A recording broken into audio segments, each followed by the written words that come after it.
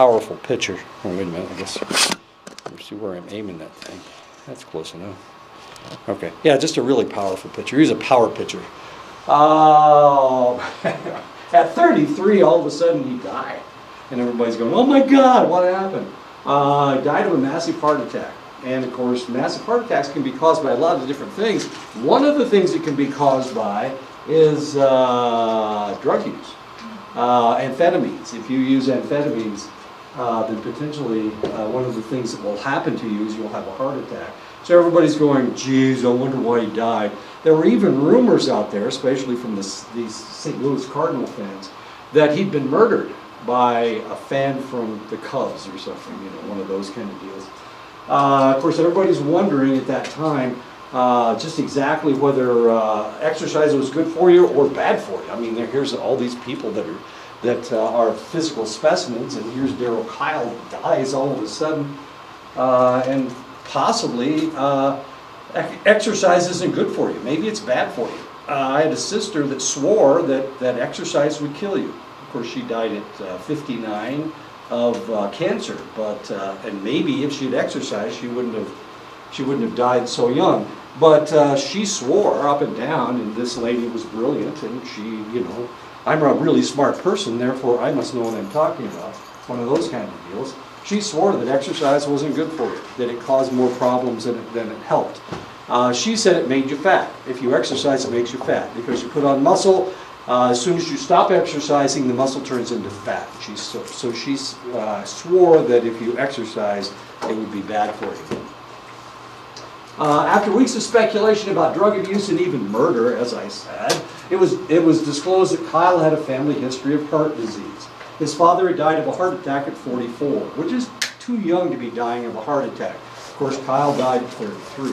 When they looked at his heart, what they discovered was he had 90% blockage in two of his coronary arteries. Now, I've told you that I had a heart attack. I exercise all the time. I lift weights a lot. I'm a runner, or I was. I haven't been running lately. But I had a heart attack, and I had 93% blockage in one of my coronary arteries. Actually, it was the one on top, which is not the one you want to get blocked, because if you're only getting 7% blood flow to the top artery, that means all the ones below it are getting less blood flow as well. But because I was because I was a weightlifter, I had stressed that artery enough that 7% was enough, as it turned out. So I didn't die. Well, obviously I didn't die. I could have, I guess, but I didn't. So there are other people out there that have died, and people swore that it was a bad thing to exercise. There was a guy back in the 70s and 80s, back in the 70s, named by the name of Jim Fixx. And Jim Fixx decided that he was going to start a running craze. So jogging, that's when jogging started. In the 1960s, nobody ran. They didn't even have running shoes. I can remember the first waffle racers I saw were in the late 1970s. Before that, you wore gym shoes. I mean, gym shoes, really? You ran in gym shoes, those hard rubber things? Yeah, that's what happened. Before that, in the 1950s, 1960s, nobody ran. Nobody ever ran. If you ran, then people thought that there was something wrong with you. Women especially didn't run. Back then, a lot of women wore girdles. If you know what a girdle is, I hope you don't. Anyway, women wore girdles to hold up their pantyhose, not the pantyhose, they didn't have pantyhose back then, to hold up their hose. Really kind of strange. No, they actually wore them to hold their stomachs in. But they didn't run, they didn't exercise, they didn't do any type of exercise. You never saw a woman in a gym lifting any weights. As a matter of fact, there weren't hardly any gyms out there. But then Jim Fixx, he started this whole running thing. And he was the icon. He wrote books about jogging. And he was the one that started the whole craze. He wrote two extremely popular books. One was called The Complete Book of Running. As it turned out, Jim Fixx had a heart attack. He had a heart attack at 43. Dropped over dead while he was jogging in Vermont. And everybody's going, oh my God, here's Jim Fixx. He's as skinny as a minute. You saw how skinny he was. here's Jim Fixx, and he's trying to start this craze in the United States, and all of a sudden he ends up dead. He dies of a heart attack jogging in Vermont. Maybe it's too dangerous to jog, especially in Vermont. The world of running was shocked. I mean, literally they were shocked. We had marathoners out there, and they were all going, "Oh my God, what's going to happen next?" Sedentary people, the people that didn't want to run anyway, they were saying, "Look, if you run, then this is what's going to happen to you." We've got Jim Fixx, this man that started this whole craze, and he's dead. Has died of a heart attack. Obviously, you shouldn't be running. But then it was disclosed that Fixx had been a sedentary smoker before getting the running bug and had consumed a diet of high fat and high cholesterol. So when they checked out his heart, there were a lot of clogged arteries, and that's what caused his heart attack. It wasn't the fact that he was running, it was the fact that he had been a bad boy before that, and now his arteries were all clogged up. He was also a workaholic, and he hardly got any sleep. Your body repairs itself at night when you're asleep. So if you don't get any sleep, your body doesn't repair itself. And he was operating on 3 and 4 hours of sleep a night. Drinking a lot of caffeine, probably not the best thing that he could possibly do. And of course he died of a heart attack. But then again, when they looked at his father, they realized, well, yeah, it's a family, once again, it's a family history. His father died at 43 of a heart attack. 43 is not that old. And here we have Jim Fixx and his father both dying at 43. We have Darrell Kyle, this physical specimen. You saw how big the guy was. I mean, as big as a truck. He was a power pitcher. He died at 33. His father died at 44. So it has to do with the family history, and we're going to talk about family histories and how these things work. One of the things that we need to do as psychologists, one of these things we need to do as humans is we need to think critically. We need to look at situations. We need to understand what's going on. Lots of things happen every day, and we can read them in the news. We can listen to the evening news, but we have to interpret what's going on because we need to think critically. If we just watch the news and don't think critically, then we're going to believe everything that we're told. And sometimes what we're told is inaccurate or it's incomplete. And that's one of the things that we need to be aware of. So we need to think critically. We should never blindly accept conclusions. We should examine underlying assumptions, and we should evaluate the evidence that we have. Whether you're a Republican or a Democrat, a conservative or a liberal, when you listen to the news dealing with politics, you need to think critically. Whether it's one side, the side you like, or whether it's the side you hate, you should try to figure out if this is accurate or inaccurate.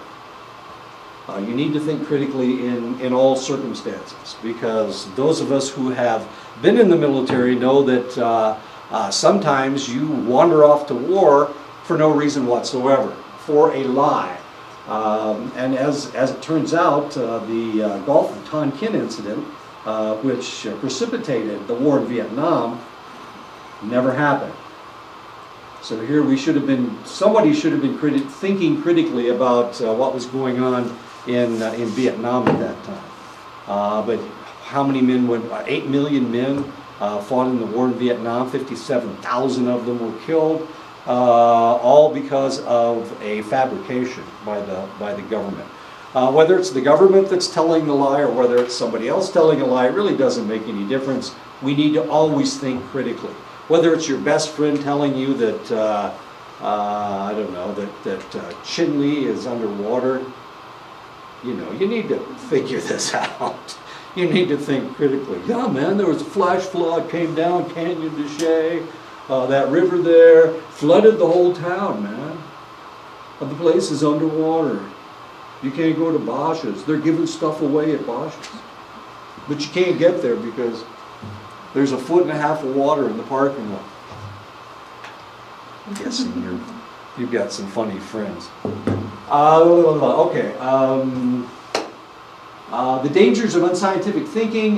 Belief bias is a form of faulty reasoning in which our expectations prevent us from seeing alternative explanations for our observations. And we need to be careful of this because as a scientist and as a researcher, when you do your own research, when you go to graduate school and do your research, one of the things that you're going to be looking at is all of the variables that are creating the situation that you're researching. So you need to be aware of what other variables there are out there. Some people are really good at finding other explanations for things, and other individuals, they're kind of single-minded, and they have a really hard time seeing other causes for something or other effects on something. So you need to be aware of all of these things. As a scientific thinker, you need to be aware that you may have belief bias. The reality is when you start doing your own research, you're going to want your research to be perfect. And you're going to want your research to be correct. But if you can't if you can't look at it holistically and see everything that's feeding in, then potentially that's belief bias, and potentially you're going to be incorrect. We may see cause and effect where there is an effect, but the cause is not certain. And we really don't know. And of course in psychology, you can never say this caused that, because there are a lot of different factors that are playing into this or that. Or at least there isn't enough information to determine cause, and of course there isn't. If we're looking for cause, it gets a little strange. I apologize for the picture. If you've ever, none of you have worked, has anybody worked in medicine? Have you ever seen this before? Okay. This is pellagra. Your skin goes away. Because your skin goes away. Your teeth get loose. It's really kind of fascinating. Pellagra is a problem that affects poverty-stricken individuals that involves the sloughing off of skin, and this is what that looks like. Your teeth get loose and they fall out, and then eventually you die from pellagra. So you have to be really careful. This was a common problem throughout history and continued into the 20th century in the United States. And we didn't know why. I mean, we saw this. We saw poor people with their skin was going away. You can't live without your skin. Your skin protects you. It keeps you warm. It protects you from infection. And if it goes away, now you got a big problem. You got a really big problem. People that get burned and they lose 30% of their skin. A lot of times they just die because they can't maintain their temperature. But of course we can save them if we can get a hold of them soon enough in medicine. It was long assumed that since people living in poverty had poor hygiene, the problem was caused by a fecal-borne bacteria similar to cholera and dysentery. We knew where cholera came from, we knew where dysentery came from, we knew that it affected almost poor people almost exclusively, so we assumed it must be their fault. They must be drinking bad water. That was our assumption. And of course, if we assume that, then we don't have to do anything about it. And so that was the assumption for an extended length of time. But there was one a doctor out there by the name of Joseph Goldberger who noticed that the problem was more pronounced when a population ate the same non-nutritious foods. Okay, so we've got pellagra, and we've got dysentery, we've got cholera. It looks like it is just a problem of, it's the same problem, just a different bacteria causing pellagra. And if it's contaminated water, what can you do? You can't force people to drink good water. Or can you? No, of course you can't. But then he noticed that it had something to do with the food. The fact that they were eating poor food, it was not good for them. By experimenting on prison inmates, Goldberger was able to prove that pellagra was a result of niacin deficiency. Niacin is vitamin B3. So they were getting enough vitamin B3. Does anybody know where you get niacin? Vitamin B3? Green vegetables. Yeah, good stuff. So eat your green beans to stay away from pellagra. It's kind of cute. She is kind of cute. Looks like she's got a nice suntan going. Okay, well, maybe. But it took several more decades before doctors accepted his findings because it would have meant social change in states that didn't want to take responsibility for their poor. In other words, they didn't want to have to pay for it. These are states that are cheap. They didn't want to take responsibility for the poor people in their state. So they didn't do anything about it. They just said that, that Goldberger was full of bananas or other things. He was full of it, but it wasn't good stuff.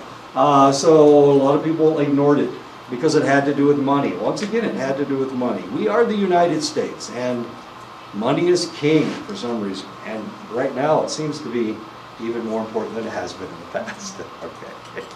Okay.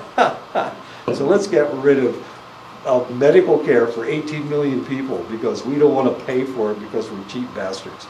Did I say bastards on the video? I apologize. All right. Health psychology, one of the things that we do in health psychology is that we try to determine why and what is going on as far as disease or disease state is concerned. Epidemiology is the scientific study of the frequency, distribution, and causes of a particular disease or other health outcomes in a population. Does anybody know of anything that's going on right now that's causing problems? Do we have any health issues? Probably the reason that our class is only half full is because of this issue. Hey, are people getting the flu? Yeah, the flu. So flu is really important right now because babies are dying all around the United States. Yeah, this is serious stuff. Babies are hard enough to come by the way it is, but when they start dying on us now, that pisses everybody off, or it should. We should be very concerned. Okay. This flu is quite virulent and it's causing a lot of problems. So we need to do epidemiological studies to determine if the flu shot that we gave people is actually working. Last year it was 35%. The year before that it was 30%. 30% effective and 35% effective. So what does that mean? That means that we're forcing all these old farts and all these, anybody that can take a flu shot, we want them to get it so they won't contract the flu virus. That's what we're hoping for anyway. Because most people are susceptible to the flu. I'm not. I'm not, and the reason is because I used to work in the lab and I got immunized over and over and over. Every year I get immunized, not with a flu shot, but with the flu. I came in contact with the flu. And pretty soon I became not susceptible to the flu. As a matter of fact, it didn't take very long at all before I just didn't get the flu anymore. No matter how much I came in contact with it. We had a flu epidemic in Washington, D.C. back in 2000. 1999 and 2000 were really bad years for the flu. And I was working at a pediatrics clinic, and we were doing epidemiological studies of the flu that had hit the area.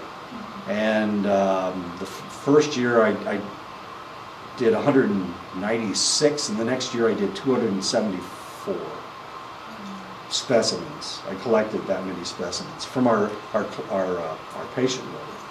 And these were kids that had the flu.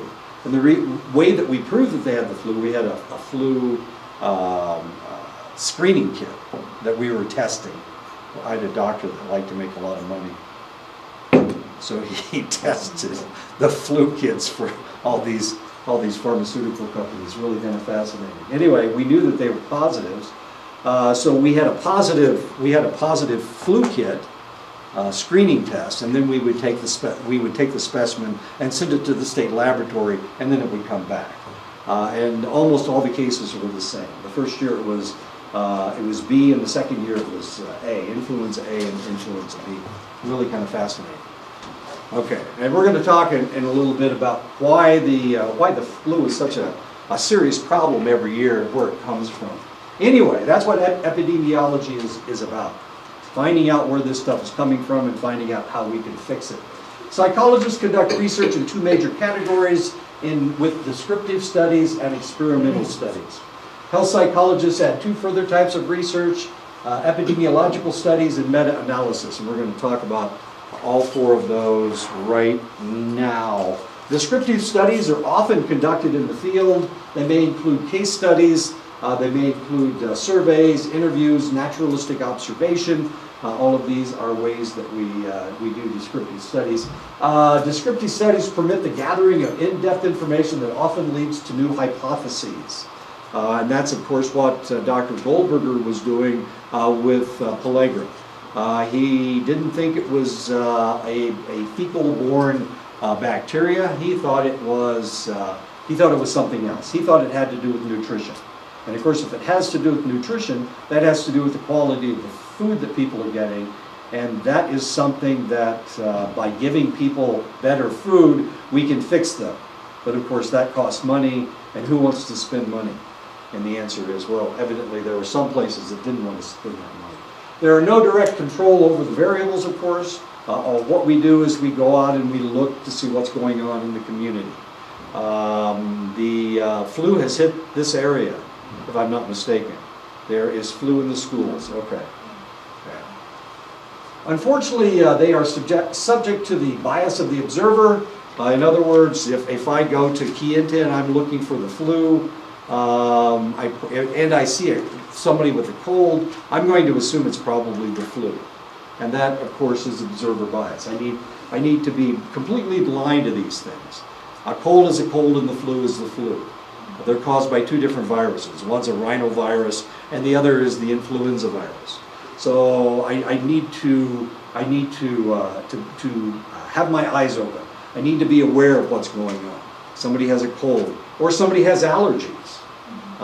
Every time the weather changes, people will have an allergic reaction to whatever. Maybe people are allergic to wood smoke. Or maybe they're allergic to red cedar smoke. A lot of people are allergic to red cedar. So if you drive past a house that is burning red cedar, nobody in the house is allergic to it, but I might be allergic to it, and all of a sudden I think I've got the flu. Or, they're burning red cedar and it's blowing on 3 or 4 other houses down the road, so I assume that it's the flu, but it's really a red cedar allergy. Is that possible? Of course that's possible. It happens all the time. Every time the weather changes, people have allergic reactions. So the flu shot has nothing to do with it? I read on somewhere that people are getting the flu shot more. Right. Then why is more people getting sick? The flu shot, like I said, last year it was 30% effective, the year before it was 35%. Or maybe it's the other way around. So it's going down. What we do when we make up the flu shot is we look at what type of flu we had last year. Okay, so the flu there's 2 major types, A and B, influenza A and B, and the two sometimes will mutate together or they'll change together. So we make up the flu shot with A and B vaccines, but we don't know what next year's flu is going to look like. This year's flu is what they will give shots for next year. Does that make sense? Unfortunately, we have no way of predicting it. Okay, do you want me to tell you where the flu comes from? It comes from the pigs. And pigs. But it's not the pigs in the United States. We don't live with our pigs. But they live with their pigs in Asia. And the flu starts in Asia, and it walks its way over to the United States. It comes over here. So it usually starts on the West Coast, about maybe September or October. And then it walks its way across the United States. You sneeze on your friend from, Crown Point, and then your friend from Crown Point sneezes on somebody from Albuquerque, and then his friend from Albuquerque sneezes on somebody from Tucumcari, So it walks its way across the United States, as strange as that may seem. But it comes from Asia, because the Asians live with their pigs. Well, they don't really live with their pigs. What they do is they fertilize their fields with human waste. So if I'm sick, if I got the flu, then the flu virus is getting in my feces. So that feces, which is part of the fertilization of the rice fields or whatever, a vegetable patch or whatever, it gets into the dirt. And then the pigs go out and they root around in the, getting the picture. And then the pigs get the new virus. Well, pigs aren't really susceptible to the virus, they're a secondary host. So what happens is, they pick up the virus, it mutates inside the pig, and then when the pig defecates, it gets into the ground, into the dirt, then it gets into the food, and all of a sudden we have a mutated virus that is in the food supply. And then the people pick it up, they start sneezing on each other just like you did with your friend from Crown Point. Nice way to go. And So the flu shot has nothing to do with it? there you go. Don't sneeze on anybody. And that's where it comes from, as strange as that may seem. Because I was asked to get the flu shot like a couple days ago, and I was like, I don't know, I probably didn't about it. Sometimes you get sick from the flu shot. Did they tell you that you might have a low-grade fever? I didn't do it. Oh, you didn't do it, okay. I Well, always get sick when I get it. You always get sick when you get the flu shot? Yeah. So did you get a flu shot this year? I do. Okay. And you haven't had the flu? Okay, good. The last time I had the flu was the last time I got a flu shot. And I got sick from the flu shot. I was sick for about 3 days. And I swore that I'd never get another flu shot. And I haven't had one since. That was, I don't know, 30 years ago. Anyway. I was working in a clinic and they ordered me to have a flu shot. They said, you're gonna get fired if you don't get the flu shot. So I got the flu shot and got sick. And of course the doctor, being the jerk that he was,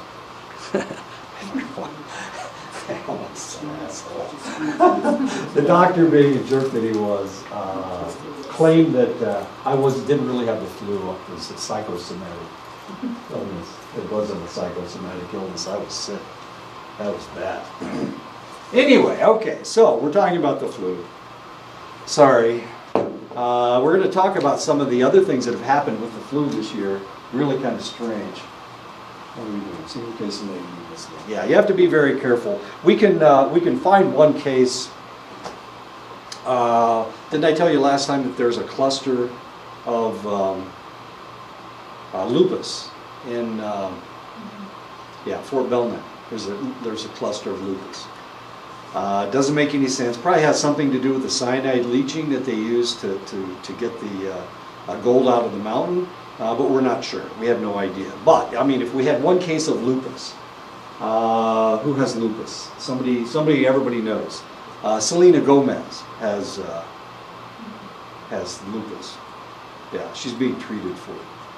It's an autoimmune disease, so there's not a whole lot you can do about it. But if we're looking at a single case, Selena Gomez and her lupus, where did it come from? We're not going to find anything. Probably not going to find it. It's an autoimmune disease, so does it have something to do with something? If we're looking at a single case, then potentially that may be misleading. Case studies are conducted when there is a seemingly representative case, and this case is studied thoroughly over an extended length of time. So if we have somebody with, lupus, and it's a case where everything has gotten involved with these problems, with her problems, with their select problems. We don't see men with lupus very often. It's an autoimmune disease. Women, of course, are more susceptible to autoimmune diseases because of your immune system is stronger than men's immune system. So we very rarely see men with lupus, but we see a lot of women with lupus. There is a precursor to lupus called Rouleau. It's where it's kind of fun. If you look at their blood, their blood cells stack up like chips, like poker chips. It's really kind of fascinating. So you look at their slide. I mean, normally you see blood vessels are red cells just all over the place, but in their case, they're stacked up like poker chips. Really the oddest thing you've ever seen. Anyway, okay. So sometimes you can find a case study that will be representative, and potentially it's the first one. This is what we did with the first guy that came down with AIDS. We used him as a case study. At that point, we didn't have a name for it. So this guy came down with this disease. His doctor was looking at him, and of course his doctor was trying to treat him, and his doctor was smart enough not to get his ego involved with this whole situation, because AIDS at that time there's still no cure for it. There's still no cure for it.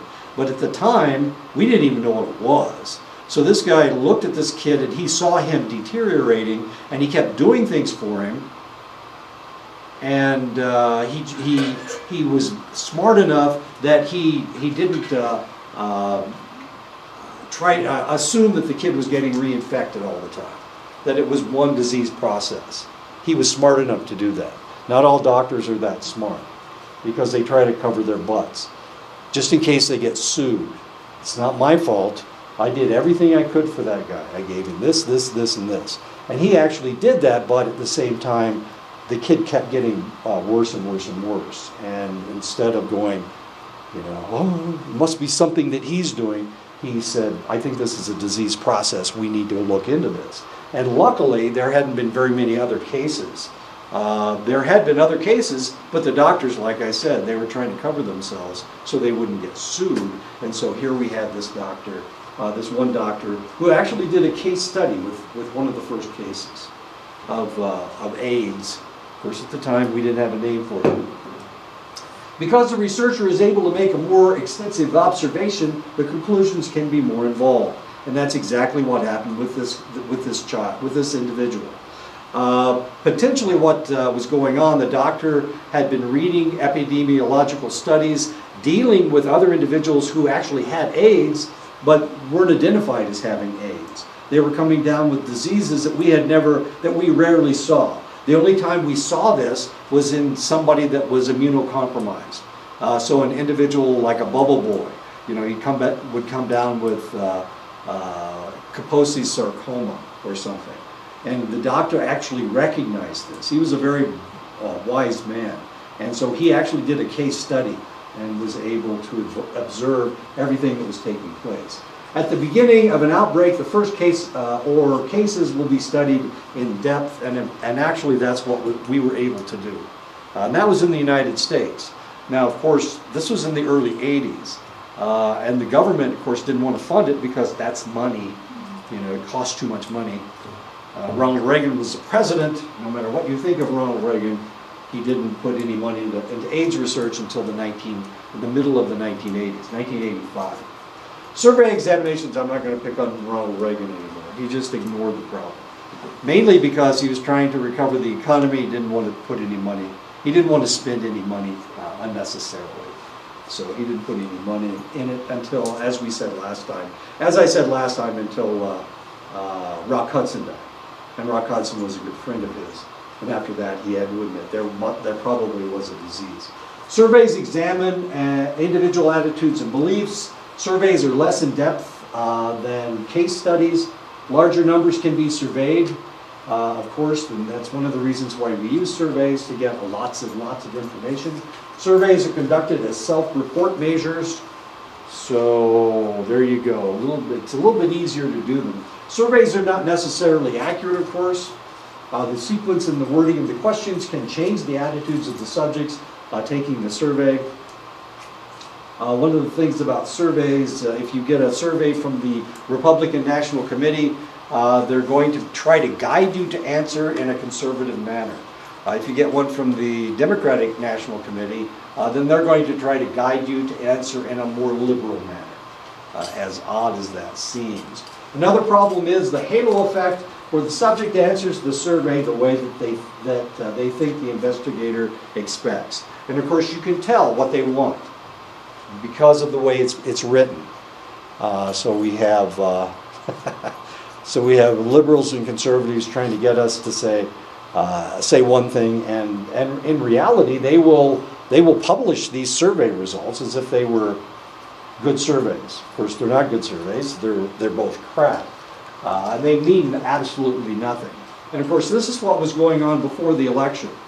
They were giving these surveys, and a more conservative surveying group would try to get the answers skewed so it looked like the United States was moving in that direction. Of course, the more liberal ones did exactly the same thing. So surveys can be manipulated and give you the results that you want. When 9th grade and 12th grade boys were asked whether they had had sexual intercourse, this is in the Youth Risk Behavior Surveillance, they were asked if they had ever had sexual intercourse before the age of 13. Twice as many 9th grade boys report preteen, teenage intercourse than 18-year-old boys. Wait a minute. So evidently, within those 3 years, all of a sudden the 9th grade boys were getting lucky. Whereas the 12th grade boys, when they were in the 9th grade, they were very unlucky. Okay. Luck means sexual intercourse. Okay. All right. I just thought I'd mention it. Yeah, okay. Lucky. You can write that down. Underline. Capital letters. All right. Lucky. So either 9th grade boys are liars or 12th grade boys are liars. Somebody's a liar here. Somebody's not telling the truth, obviously. Observational studies detect naturally occurring relations among variables. It enables prediction. There's no direct control over variables because you're observing somebody in a natural setting. But of course you don't know what's causing what. We're still very confused about the shooter in Las Vegas. We don't know what made him go off. But he was pissed enough that he was looking into shooting at a concert for weeks. Probably for years, because he was accumulating weapons and ammunition for an extended length of time. He knew that he was going to do something, evidently, because why in the world buy, what do you have, 44 guns? Why buy a bump stock unless you're going to shoot something? Why accumulate 18,000 rounds of ammunition unless you're going to use them? Or finance a revolution in the Philippines, I guess. He's moving his girlfriend out there. I don't know.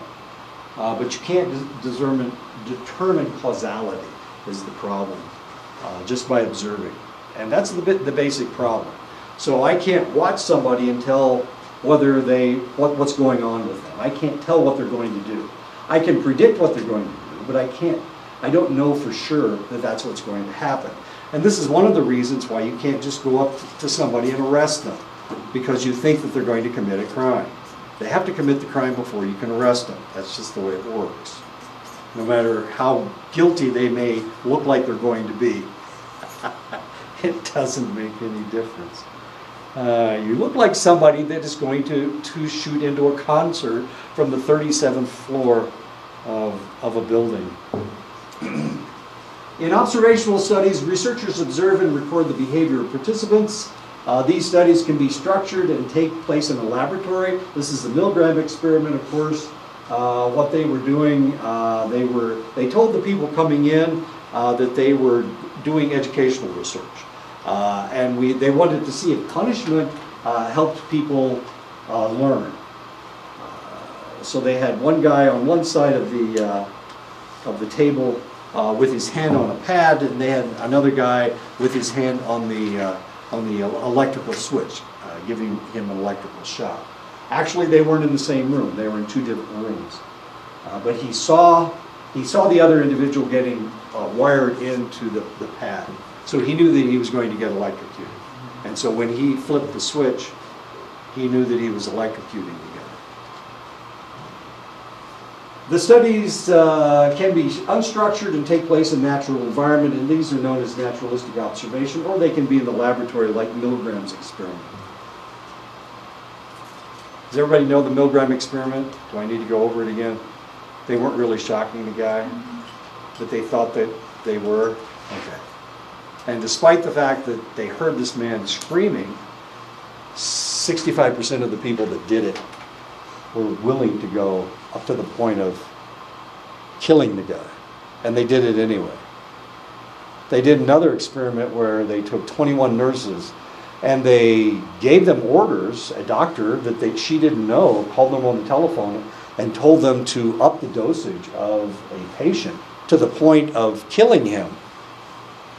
And of the 21, no, they're 22. Of the 22, 21 of the nurses actually were willing to do it. They started to up the dosage to a lethal level because the doctor told them to. We as humans are, we behave. That's not the word. We obey. That's the word I was looking for. We are obedient because we're humans. So if somebody tells us to do something, we do it. I know. Really? Yeah, we do. We do. You remember you guys don't remember it, but there was in Vietnam, there was a massacre of villagers in My Lai.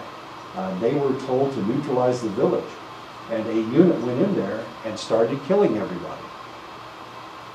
2 helicopters landed, and it was in the second helicopter that somebody came out and said, no, you got to stop doing this. The people in the first helicopter didn't do anything about it. The people on the ground weren't doing anything about it. They were just killing everybody. It was one guy in that second helicopter. And he was a higher ranking individual than the individual that was in charge of the squad that was killing everybody. And he ordered him to stop. And he did. And they did. They did. They didn't kill everybody. My goodness, it was a mess. What a mess. But unfortunately, there was a news photographer on the second helicopter, which may have been the reason why he did that, why he ordered the guys to stop. And that news photographer took pictures of My Lai. And that came out in Life magazine. Huge, huge mess. I can't remember why I started talking about this. There was a reason, though, I know. There's always a reason. It always starts somewhere. Naturalistic observation. Correlational coefficient is a statistical measure of the relationship between 2 variables. So if, let me talk about my own research, which got me in a lot of trouble. Well, let me talk about my own research. My own research was about resilience. And I had 5 factors that I was looking at. I was looking at age, education, gender, trauma, level of trauma, and cultural awareness. So I had measurements for trauma and cultural awareness. I asked them how old they were. I asked them whether they recognized themselves as a male or a female. What was the other one? Oh, and how much education they had in months. How many months of education past high school did they have? No. I asked them how many months of how many years of education they had. That's what I asked them. So if they had 12 years, that meant that they graduated from high school, or at least they went to high school. If they had 14, that means they had an associate's degree, or 2 years after high school. Anyway, and I had a resilience scale, and so we measured resilience in these individuals. So I wanted to find out which one of them actually affected the resilience level. So I compared age to resilience, and what I discovered was there was no effect. I did a correlational study on age and resilience. Then I did one on gender and resilience, because in some populations, females are more resilient than males. But it turned out that it was insignificant. What else am I doing? Age, education. How many years of education? Compared it with resilience, nothing. Didn't matter whether they had a 10th grade education or whether they were a PhD. Their level of resilience didn't have anything to do with education. Then I looked at trauma. And what I discovered was that trauma didn't affect resilience.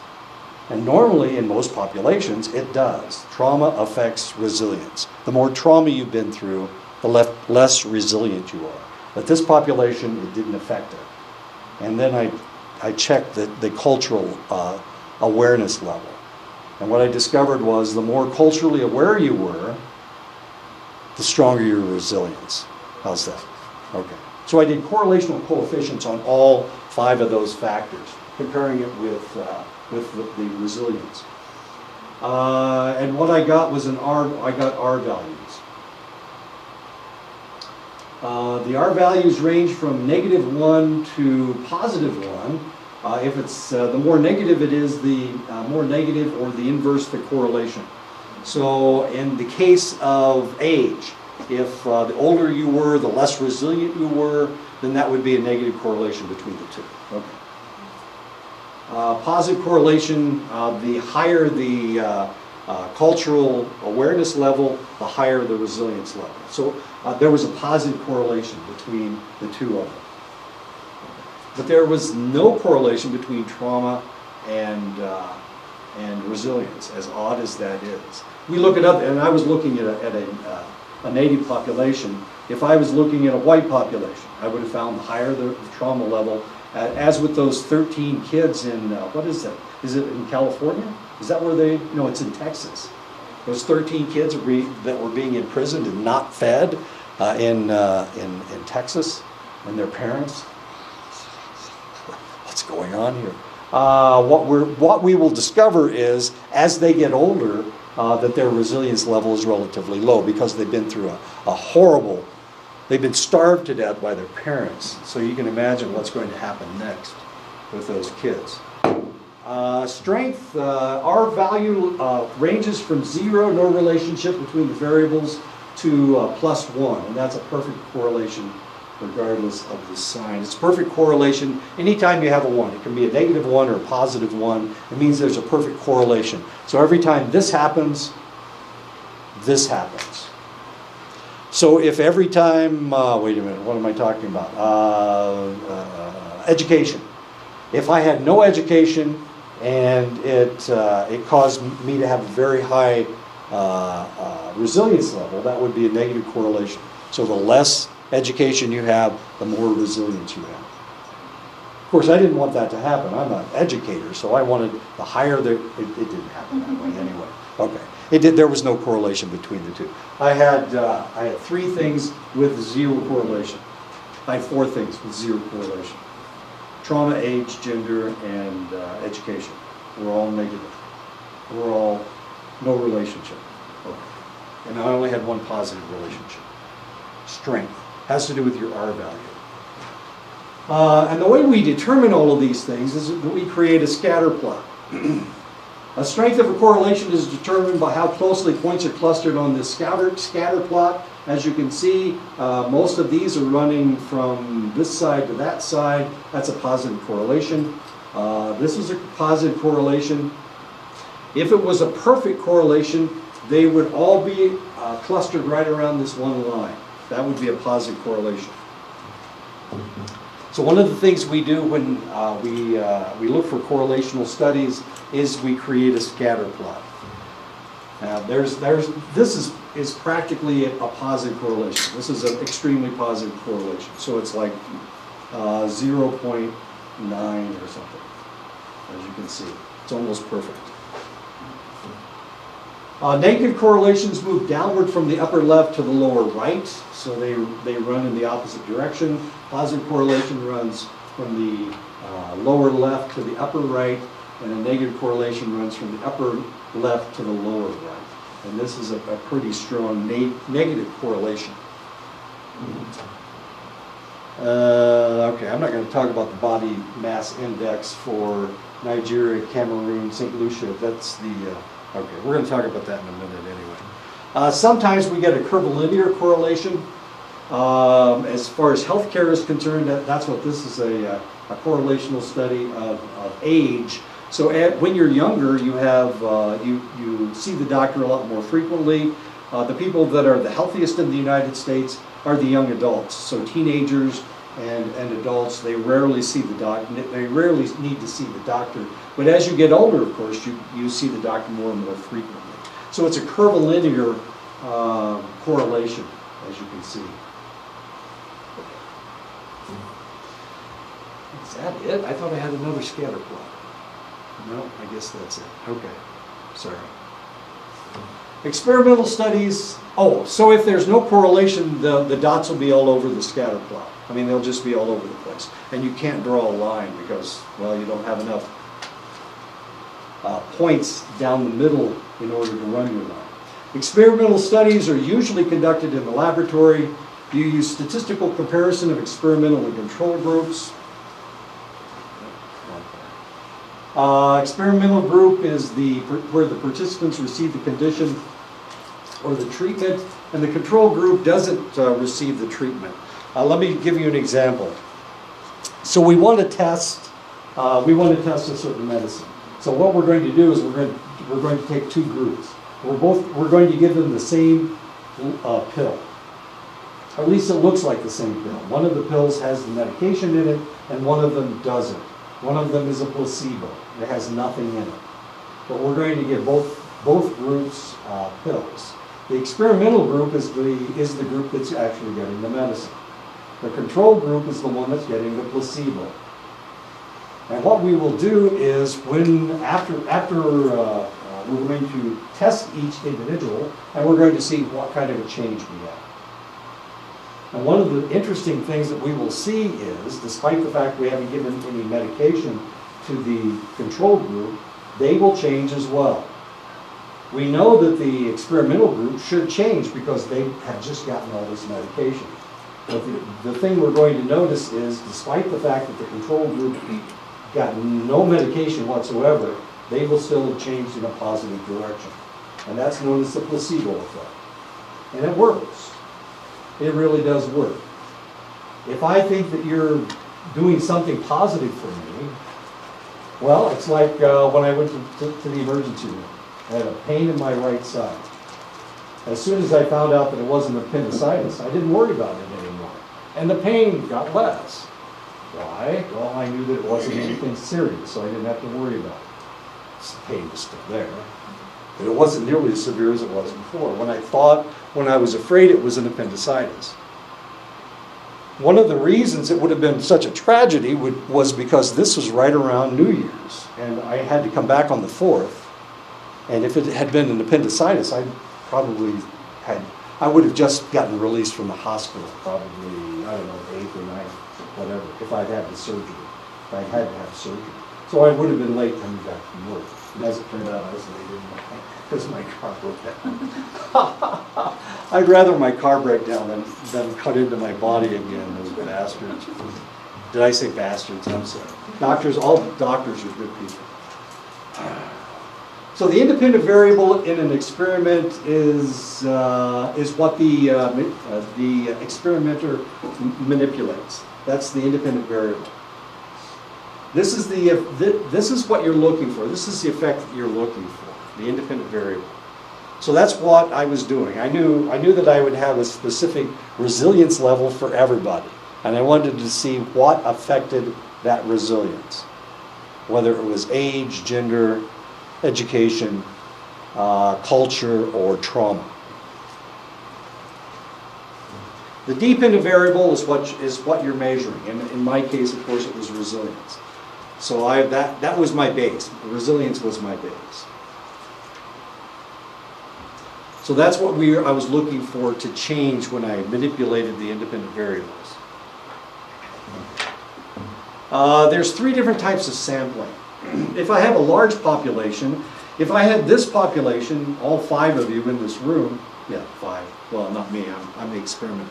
I wouldn't do a random sampling. I wouldn't take 2 of you and experiment on you. That doesn't make any sense. I just use everybody in the room. Well, if I use everybody in the room, if that is my population, then that's known as a census sampling. I'm doing everybody. If I was able to get to everybody that worked at Diné College, and I could give them all surveys, that would be a census survey. It would be a census sampling. However, if I didn't have enough surveys, I only have a handful of surveys. I only have 25, and there's 326 people that work here. I would have to pick 25 people to test. And so I couldn't go, well, I like Irene, she's really sweet, so I think I'll give her a test. I can't do it that way. What I'd have to do, I'd have to pick names out of a hat, and that's known as random sampling. So I would test 25 people out of 325 or whatever it is. That's known as a random sampling. Does that make sense? Okay. If I can do everybody, if I can survey everybody, then that's a census sample. Now the interesting thing about my own research is that I did census sampling. because I had a group of natives. I couldn't use anybody on the reservation. I had to use everybody. I had to use people off the reservation, and there were like, I don't know, 312 or something. So I sent them all a survey, and I got back 115 or something. So that's a census. I did a census sampling. But it's a random sampling is where I've only, I can't do everybody, so I do a random group, but I have to pick the names out of the hat. I can't be selective. I can't go, well, let's just pick the whole, psychology department. That doesn't make any sense. That would be skewing my results. So I'd have to do a random sampling. However, there's something out there called a snowball sampling. They were doing research looking at prostitutes. But of course, I can't do a random sampling of prostitutes, can I? I can't go out and go, you look like a prostitute, here, take this survey. I'd get punched in the face. So what they did is, they had one lady that they collaborated with, one lady that was a prostitute, and she brought in her friends, and then they brought in their friends, and then they brought in their friends. So they were able to get a number of people who were prostitutes to take their survey. And that's known as snowball sampling, where you have a person that is your collaborator, and they are part of a community, and then they ask that community to come in and do the survey. It's known as snowball sampling. A lot of times, this is the sampling that you use when it's something illegal, like you're looking at meth heads. Well, crystal meth is against the law. It's against the law to sell. It's against the law to use it. So how in the world are we going to do surveys on meth heads, right? Well, we find one person that's a meth head, and he's part of the community. So he goes out and says, "Hey, look, we're not going to be able to take care of this problem unless we start looking at the science behind it. So would you come in and take this survey?" And then you get a snowball sampling, and that's snowball sampling. That's the way it works. And then census sampling, you test everybody in the population, the entire population. But of course, it takes a small population. If I had been given permission to do research on the reservation, there's 2,175 people on the Fort Belknap reservation. I didn't have enough money to reproduce my survey 2,175 times. So I wouldn't have been able to do it. I would have had to have used a random sample. La la la la. Okay, let me take you through the times. What time is this class? It is 150. 250. Okay. Quasi-experiments. It's a study in which the comparison groups differ on the variables of interest at the outset of the study. For example, active versus sedentary people, women versus men, high versus low socioeconomic status, smokers versus non-smokers. That would be a quasi-experiment. You're using the individual as their own control.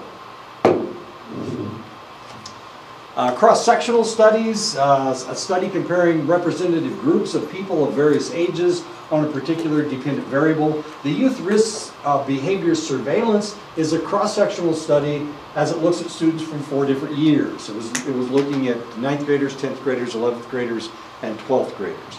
So it was a cross-sectional study. It was trying to see the difference between 9th graders and seniors, 12th graders. Now what it discovered is somebody's a liar.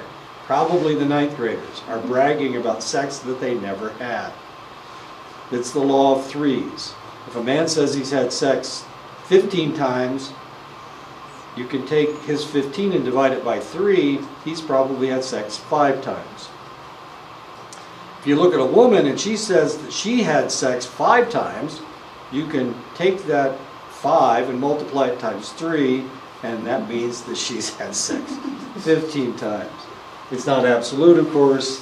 It's just one of those figures that funny people use when they're talking to either male or females. And of course, in most situations, if you ask somebody how much sex they've had, they'll probably punch you in the face, whether it's a male or a female. So I wouldn't do it if I were you. Results from this type of research can be considered circumspect because it assumes that differences will remain constant over time. In other words, the ninth graders believe this right now, and the assumption is, will those ninth graders always be lying the same as they are now? And the answer is probably not. Your cohorts are people that have something in common, either you have age cohorts, your socioeconomic status cohorts, or historical events. Those of us who graduated from high school in 1967, we're all about the same age, 68 or 69, because we were either 17 or 18 at the time. We grew up in a working class neighborhood, so our socioeconomic status is pretty much the same. And we all had the Vietnam War staring at us.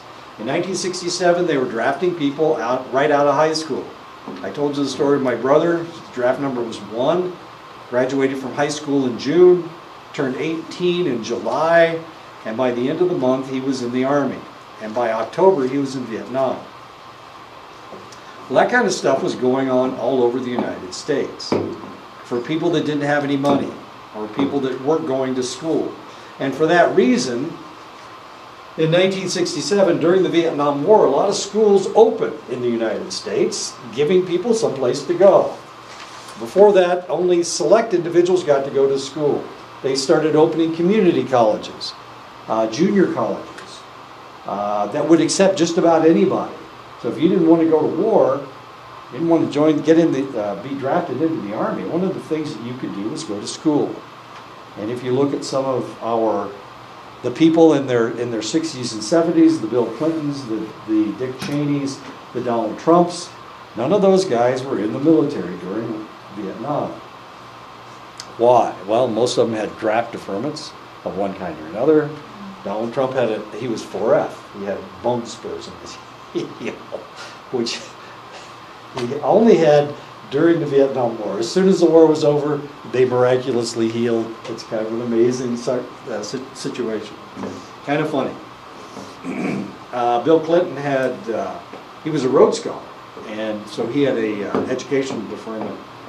So did Dick Cheney, had a deferment as well. Anyway, so historical events, and that's a historical event.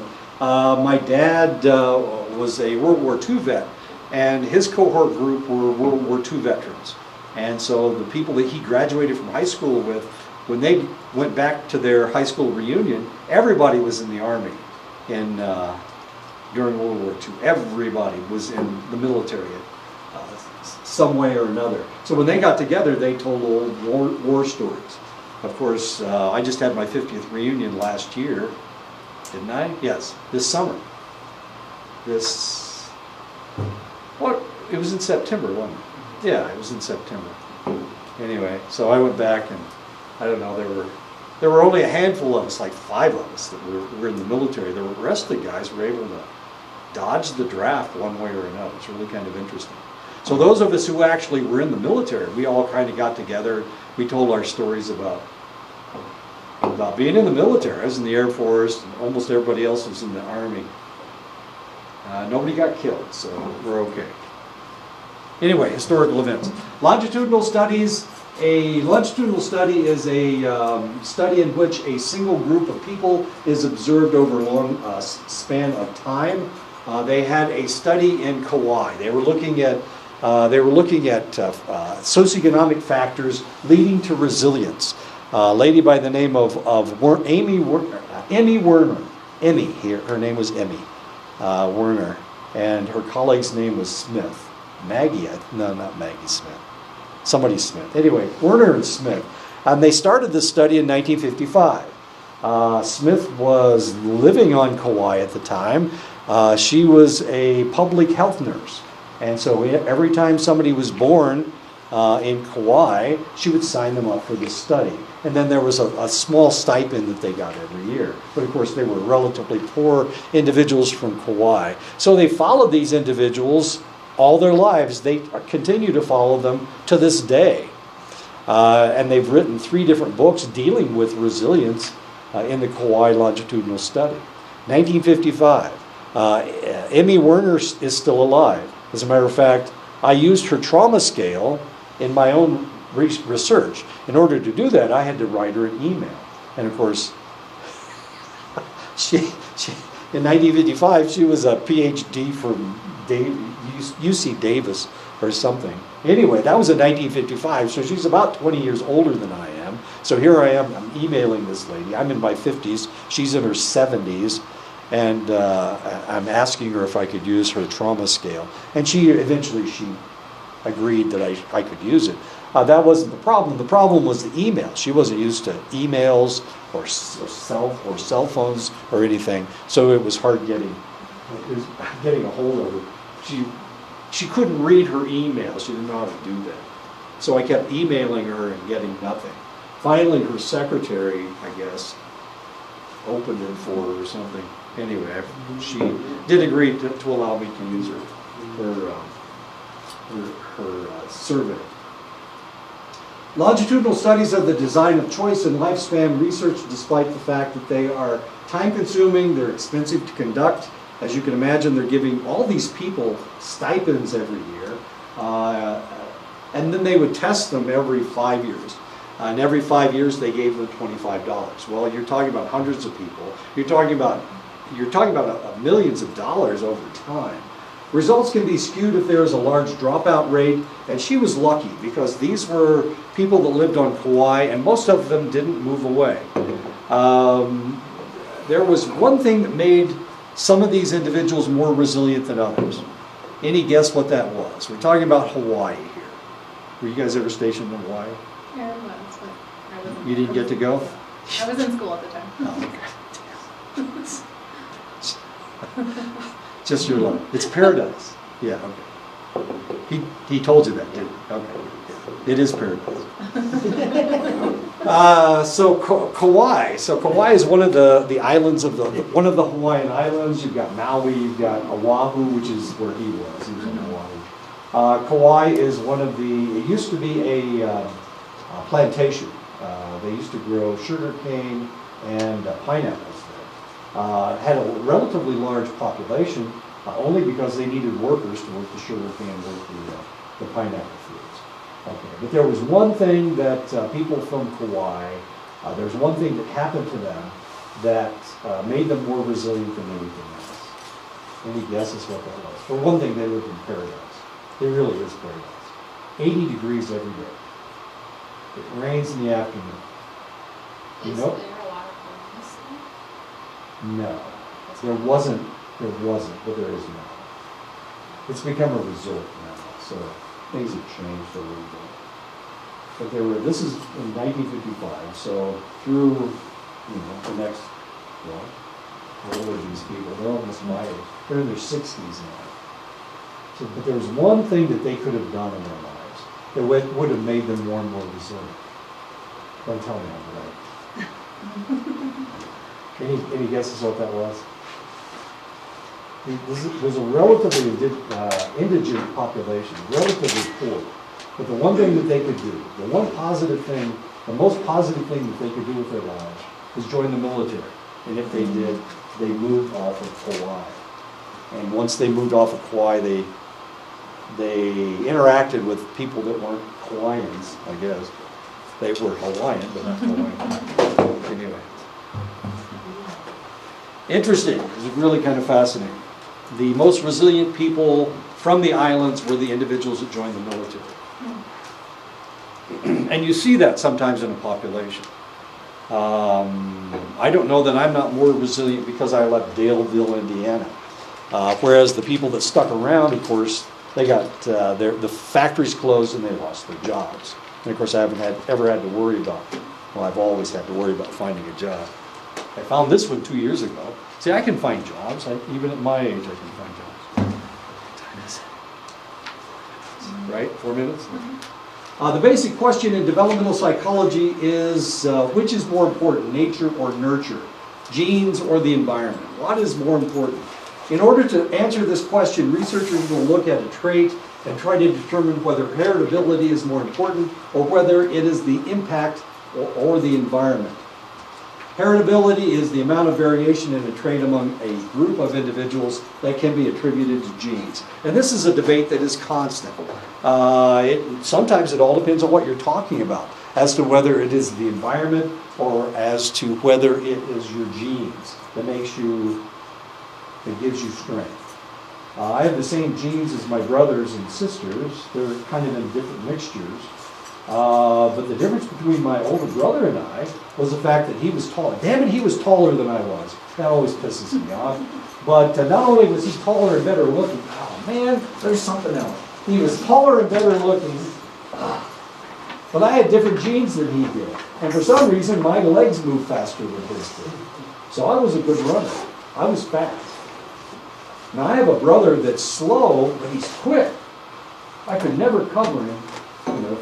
We were playing football. I could never cover him because he would be going this direction, and all of a sudden he's going that direction, and I'm going that direction because I'm really fast. Yeah, but I can't turn. If it's a long curve, I can do it. I'm like an F-4 fighter plane or something. Anyway, but those are our genes. So we have the same genes. We have the same mother. We have the same father.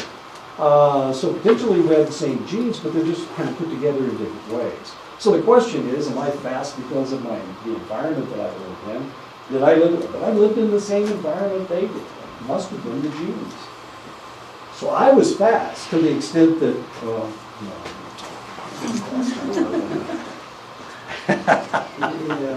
I know, it's a tragedy. Heritability. Okay, I'm going to do one more slide. So when we're talking about heritability, there's a couple different ways that we can, a couple of different techniques that we use. One is that we look at twin studies. We look at monozygotic twins and dizygotic twins. A monozygotic twin, mono means one, zygote means one egg. So what we have is one egg that splits in two and we have two people.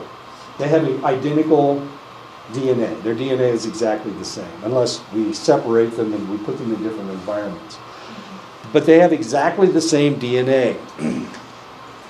We can look at the identical twins and we can look at the fraternal twins and we can see what the difference is between the two. The other things that we will do is look at adoption studies. So we take people from the same family and we look at them in different environments and see what has changed for the two select individuals. And these are the two ways that we look at we do developmental studies, looking at twin studies and looking at adoption studies. Why don't we stop right here and we'll pick this up next time. We do have class on Wednesday. Don't get thinking that we don't. But I do.